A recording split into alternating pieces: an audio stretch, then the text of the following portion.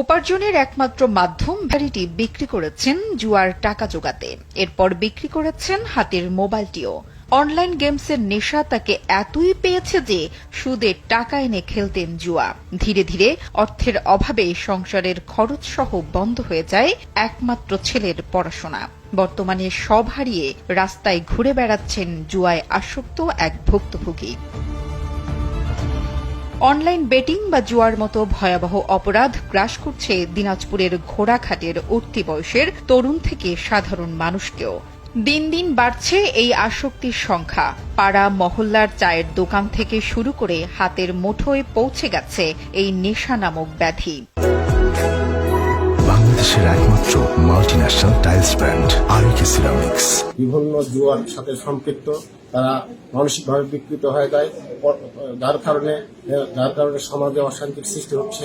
বিভিন্ন রাহাজানি, খুন খারাপি থেকে শুরু করে জীবনকে ধ্বংস করে দিচ্ছে। তারা তাদের নিজের ভবিষ্যৎ না বুঝে তাদের প্রয়োজন মতো যখন যেটা খুশি তখন সেটা করছে, যার কারণে আমাদের সমাজে অস্থিরতা সৃষ্টি হচ্ছে।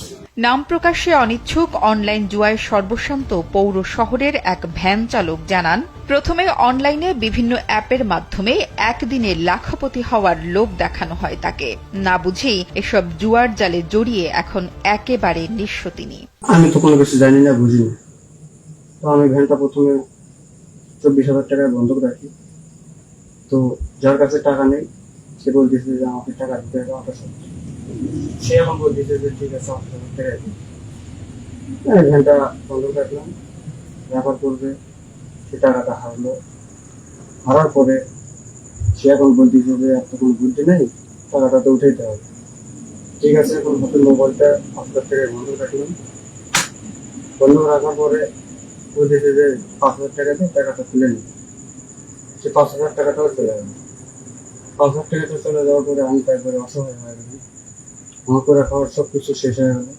অনলাইন জুয়া বা ক্যাসিনোকে বর্তমান বাংলাদেশের আতঙ্ক উল্লেখ করে পৌর মেয়র আব্দুস সত্তার মিলন জুয়ার বিজ্ঞাপন প্রচার বন্ধের উপরও জোর দেন।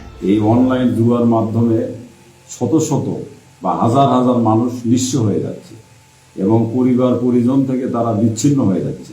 অনলাইন ক্যাসিনো খেলার সঙ্গে বিভিন্ন শ্রেণী পেশার দায়িত্বশীল ব্যক্তিরা পর্যন্ত জড়িয়ে যাচ্ছে এবং এই নেশায় আসক্ত হয়ে নানা রকম সামাজিক এবং নিজের দায়িত্বের অবহেলা করছে অথবা অতিরঞ্জিতভাবে দায়িত্বকে টাকা ইনকামের হাতিয়ার হিসেবে ব্যবহার করছে শুধুমাত্র এই অনলাইন ক্যাসিনো খেলার কারণে। তো এই অনলাইন ক্যাসিনো খেলাটি যাতে অনলাইনে প্রচার না হয় এই জন্য আমি বাংলাদেশ সরকারের মাননীয় প্রধানমন্ত্রীর দৃষ্টি আকর্ষণ করব। এদিকে অনলাইন জুয়া অতিরিক্ত পরিমাণে বেড়ে যাওয়ায় কঠোর নজরদারি বাড়ানো হচ্ছে বলে জানান ঘোড়াঘাট থানার ভারপ্রাপ্ত কর্মকর্তা আসাদুজ্জামান। মাননীয় পুলিশ সুপার দিনাজপুর মহোদয় প্রতিনিয়ত আমাদের এই বিষয়ে নির্দেশনা প্রদান করেছেন এবং এই বিষয়ে আমাদেরকে কঠোর হস্তে যারা অনলাইন জুয়া বা ক্যাসিনোর সহিত সম্পৃক্ত থাকবেন তাদের বিরুদ্ধে প্রচলিত আইনি ব্যবস্থা নেওয়ার নির্দেশনা প্রদান করেছেন। এই বিষয়টি নিয়ে আমরা প্রতিনিয়ত মনিটরিং করছি। সাধারণত অনলাইন জুয়া যারা খেলে থাকে তারা সামাজিকভাবে ও আর্থিকভাবে ক্ষতিগ্রস্ত হয়ে থাকে। এ বিষয়ে আমরা একাধিক অভিযান পরিচালনা করেছি, সফল অভিযান পরিচালনা করেছি এবং কতিপয় সদস্যকে আইনের আওতায় নিয়ে এসেছি। একটি সময় লুডো কিংবা ক্যারাম খেলার মধ্যে উঠতি তরুণদের আগ্রহ থাকলেও সময়ের সাথে সাথে এখন আসক্তি বাড়ছে ডিজিটাল জুয়া খেলায়।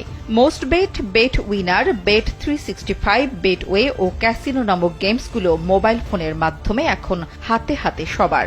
ফলে কে কখন কোথায় এসব জুয়ায় জড়াচ্ছে তা বলা মুশকিল।